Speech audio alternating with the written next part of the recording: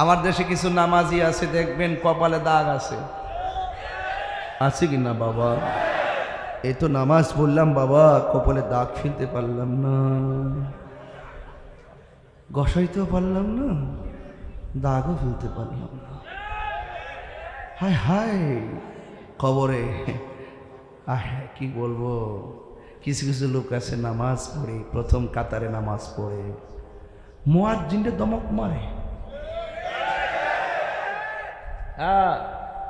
নামাজ পড়ে আবার ইমাম সাহেবের দমক মারে। 5,000 টাকার বেতন দেয় না, 30,000 টাকার দমক মারে। অথচ মুয়াজ্জিনের চেহারাটা হাসরের মাঠে সবার মাথার উপরে নূরে চমকাবে। তো কবরে সেই জিজ্ঞাসা আছে না নাই? তাহলে দুনিয়ায় থাকা অবস্থায় রবকে চিনতে হবে।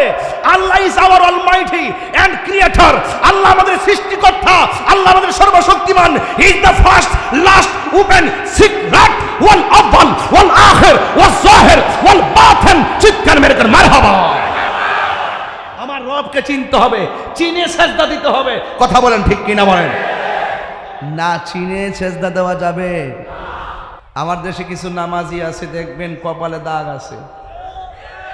আছে কি না বাবা? এই তো নামাজ পড়লাম বাবা, কপালে দাগ ফেলতে পারলাম